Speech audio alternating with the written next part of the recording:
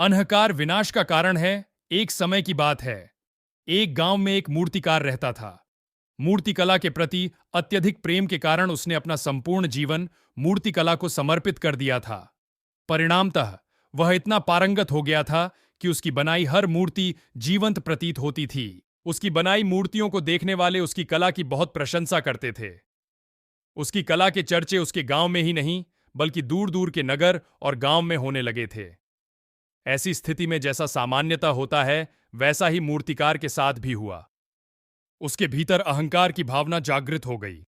वह स्वयं को सर्वश्रेष्ठ मूर्तिकार मानने लगा। उम्र बढ़ने के साथ जब उसका अंत समय निकट आने लगा तो वह मृत्यु से बचने की युक्ति सोचने लगा। वह किसी भी तरह स्वयं को यमदूत की दृष्टि से बचाना चाहता था ताकि वह उसके प्राण न हर सके। उसने अपनी बेमिसाल मूर्ति कला का प्रदर्शन करते हुए 12 मूर्तियों का निर्माण किया। वे सभी मूर्तियां दिखने में हूबहू एक जैसी थीं। निर्मित होने के पश्चात सभी मूर्तियां इतनी जीवंत प्रतीत होने लगीं कि मूर्तियों और मूर्तिकार में कोई अंतर ही न रहा। मूर्तिकार उन मूर्तियों के बीच में जाकर बैठ गया। यमदूत का उसे इन मूर्तियों के मध्य पहचान पाना असंभव था। उसकी युक्ति कारगर भी सिद्ध हुई।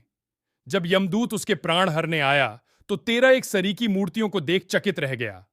वह उन मूर्तियों में अंतर कर पाने में असमर्थ था, किंतु उसे पता था कि इन्हीं मूर्तियों के बीच मूर्तिकार छुपा बैठा है। मूर्तिकार के प्राण हरने के लिए उसकी पहचान आवश्यक थी।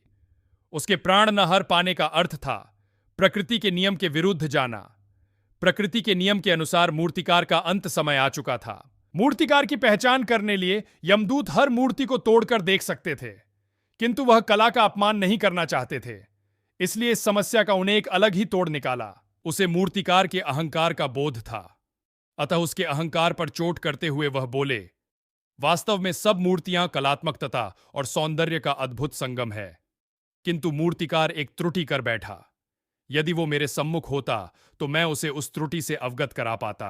अपनी मूर्ति में त्रुटि की बात सुन अहंकारी मूर्तिकार का अहंकार जाग गया। उससे रहा नहीं गया और झट से अपने स्थान से उठ गया और यमदूत से बोला, त्रुटि? असंभव। मेरी बनाई मूर्तियां सर्वदा त्रुटिहीन होती हैं। यमदूत की युक्ति काम कर चुकी थी। उसने मूर्तिकार को पकड़ लिया और बोला, बेजान मूर्तियां बोला नहीं करती और तुम बोल पड़े।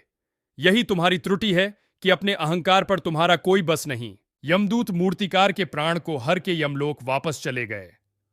मॉरल ऑफ द स्टोरी, अहंकार विनाश का कारण है, इसलिए अहंकार को कभी भी खुद पर हावी ना होने दें।